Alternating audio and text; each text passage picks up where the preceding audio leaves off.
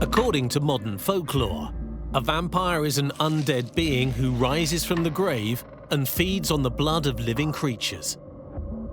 Typically, they were said to wear shrouds and were often described as having a gaunt, pale face and, of course, a sharp pair of fanged teeth. And killing them, well, that was quite a performance. According to legend, the best way to kill a vampire is to go in its coffin during the day, of course, when it's helpless because of the light, put a stake through its heart, or cut its head off, and or pin it to the coffin, break its legs, nail them to the coffin, so come nighttime, it can't move, it's imprisoned. Traditionally, they belong to Eastern Europe. In Britain, there are one or two rather pathetic little outbreaks that turn out to be nothing of the sort. In Eastern Europe, the idea that the dead can rise from their graves and suck blood from the living is kind of imprinted in the DNA of the people there. Certainly in rural areas, in Poland, for example, Czechoslovakia, Romania, people totally believe that there are such things as vampires, and they take steps to prevent them from wreaking havoc in the villages.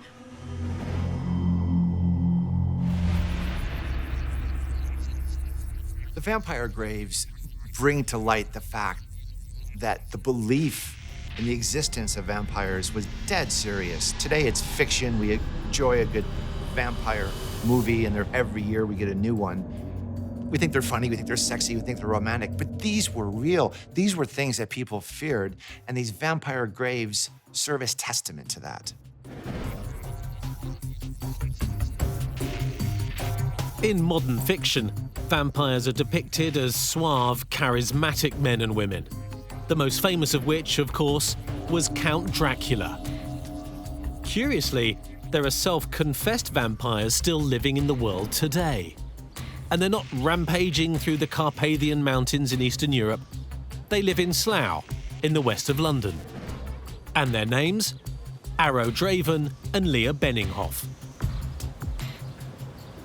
There's vampires everywhere. Vampires can be doctors, nurses, solicitors, bank managers, mechanics, someone working in the local supermarket, your friends, your family. We could be anyone.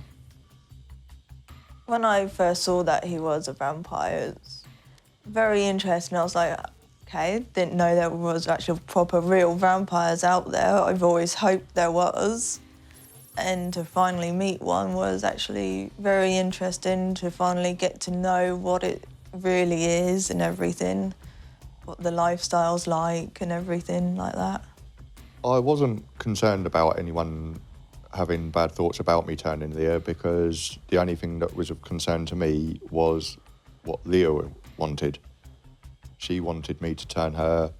I explained to her whatever questions she asked, I answered for her, said that she had to think about it carefully, because it's not like saying, oh, I want to go get a new pair of earrings. You know, it's a whole different change of lifestyle. But it's what she truly wanted, and we were already a couple at that point, so it was natural for me to agree to turn her. There is that whole erotic sense of vampirism and drinking each other's blood, that kind of intimate connection to it, but really there's no benefit from it. Leah says that she can remember the exact moment that Arrow turned her into a vampire and she drank human blood for the first time. He turned me into a vampire. It had to be at night at 3 a.m. in the morning, the witching hour.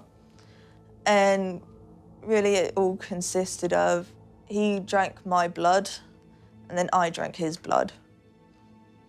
Like a sort of a cycle feed.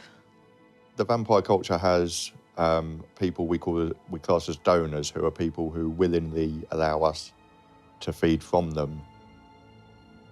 So, like I say, there are some, I'm sure, out there who would try and take it by force, but most of us believe in, respecting other people's wishes, other people's bodies, we don't do anything to harm others or, you know, even for whether it's for our own benefit or anything else. Why is it said that vampires drink blood? Blood is identified with life force. If you take something's blood out, it dies. So it's a metaphor for just taking its life force away. But isn't it poisonous? Drinking blood's not good for you, right? To actually drink blood, yes, it's not very good for you. The animals that do it are especially adapted for it, vampire bats and so forth. You can get iron poisoning and kidney failure. So if you're going to drink blood, stick to small quantities. There are many people in this day and age that believe that they are vampires. They become blood brothers, blood sisters. Some of them carry a vial of blood around their neck, or their partner's blood around their neck. They drink blood. Some of them, God forbid, make sacrifices of chickens and various things. Dress in black as goths. Wear false fangs sometimes. They believe it. They love it. It's sexy. There's something marginal in society about the attraction of being gothic, or that whole goth persona, dressing differently, putting on that persona of darkness. And vampire culture kind of goes along with that, doesn't it? Being rebellious, being different. They don't have fangs. They're not biting each other, but they're taking systematically blood from their body and giving it to their mate to drink. So it's almost like a cult of intimacy.